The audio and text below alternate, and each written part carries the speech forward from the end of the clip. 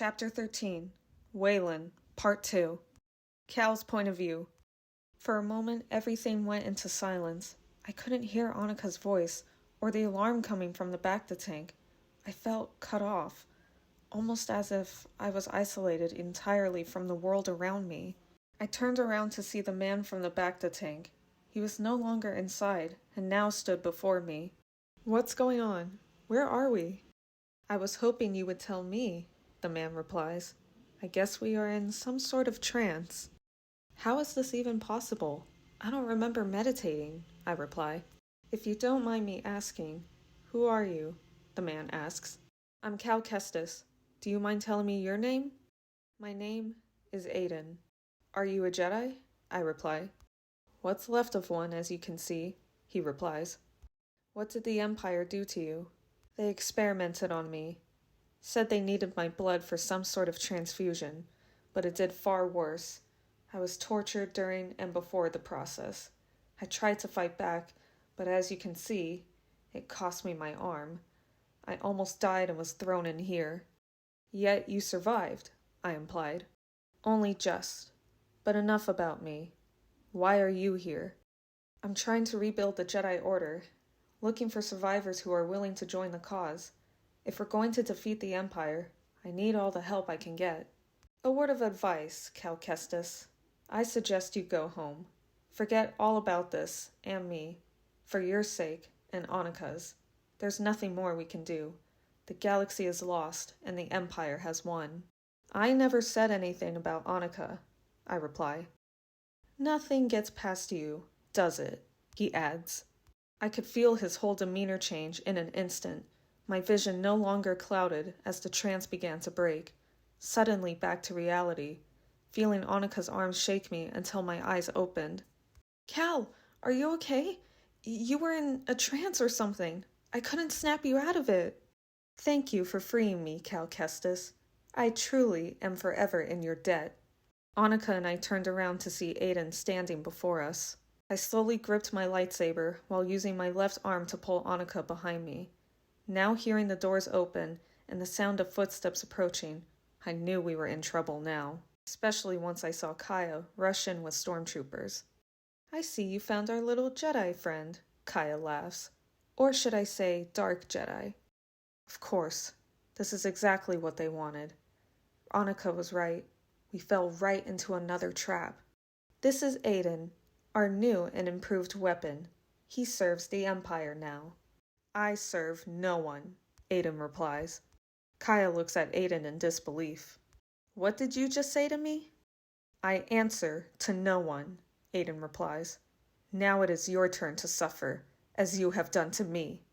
Aiden slowly raises Kaya off the ground with the Force, pulling her towards him, but as she got closer, I noticed her eyes began to glow a bright red, a mist of energy flowing out until it finally faded.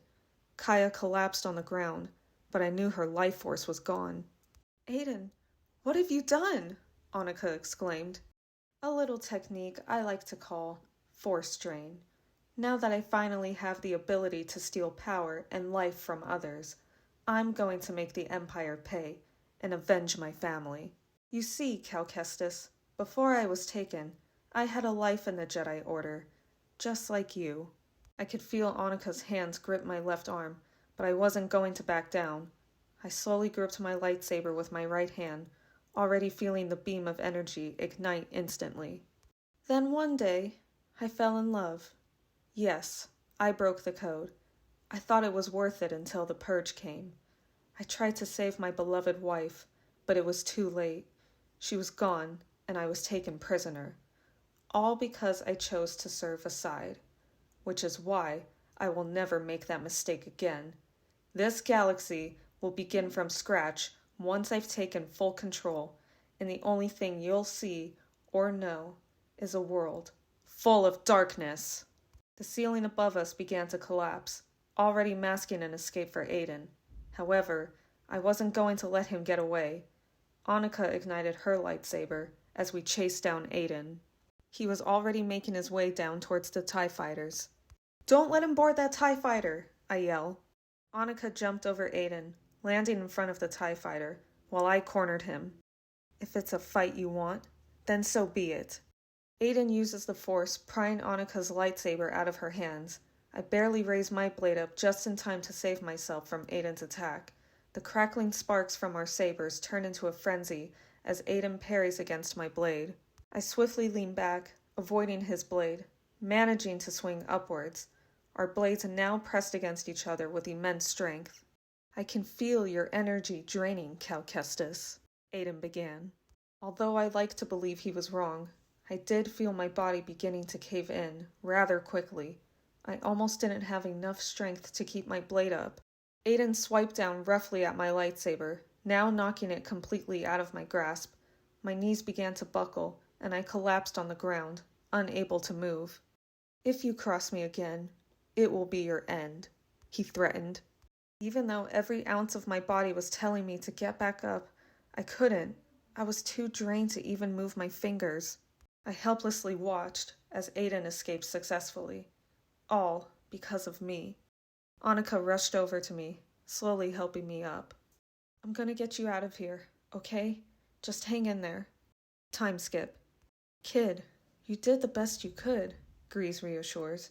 How were you supposed to know what that dark Jedi clone or whatever he was capable of? I didn't say a word, but continued to sit in uncomfortable silence. I contacted Obi-Wan, says Annika. He sent us coordinates to Alderaan. I thought he said it was going to take at least a few months to get a hold of his friends, says Marin. In terms of a plan, yes it will, Annika replies. What do you mean? I reply. Lucky for us, Obi-Wan has made contact with a powerful friend. He's going to help us, Annika replies. Time skip. Obi-Wan was already awaiting our arrival once we landed on Alderaan. As we got off the ship, I noticed another man was standing next to him. I'm sorry to hear the mission didn't go so well, Obi-Wan begins. It's in the past. Now all we can do is to focus on what's next, Annika replies. I'd like you all to meet Senator Organa, Obi-Wan introduces. I've told him about your situation, and he's more than willing to help. Not that I'm not grateful for your help, but why would you? I reply. Because I believe the Jedi Order deserves to prevail, Organa replies. Believe it or not, you're a hero, Cal Kestis. What you've accomplished already is more than most Jedi now have achieved. Thank you, Senator Organa. But I'm afraid I've just doomed the galaxy even more. You don't want someone like me to lead the next generation of Jedi, I reply while walking away. I tuned everyone out as they called for my name. I decided to walk over by one of the balconies and ponder for a moment. I sighed in defeat as I bent down against the edge, staring down at the citizens from below. Doing some people watching? Annika jokes. I chuckled lightly as I felt her hand rub my back. I'm sorry I wasn't strong enough to help you, she adds. Annika, you have nothing to be sorry for. I'm the one who needs to be sorry. No, you don't. Yes, I do, I cut her off. You were right. It was a trap after all, and I fell for it. Maybe it's time to accept the fact that I'm not cut out for this. Cal, we always knew that going into this mission wasn't going to be smooth from the start. Any other Jedi in your position would have stopped ages ago, but you didn't. Here you are, a decade later, still fighting, she implies. Sometimes I think it's best if I do just stop.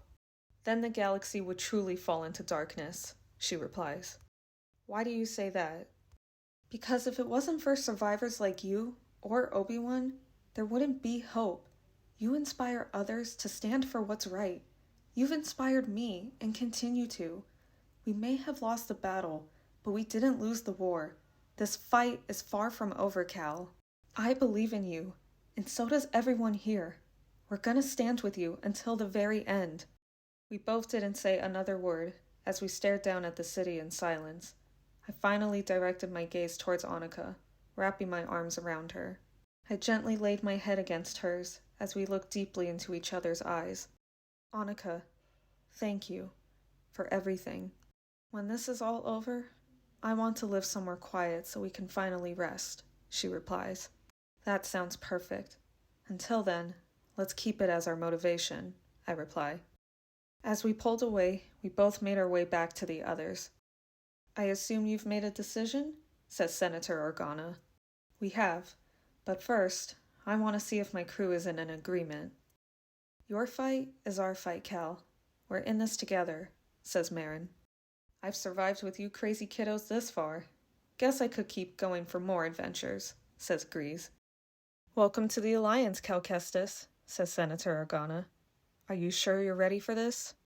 I look at everyone around me, as they all smile with sincere confidence, knowing full aware of the amount of responsibility bestowed upon me. I don't know if I'll ever be ready, but I know one thing.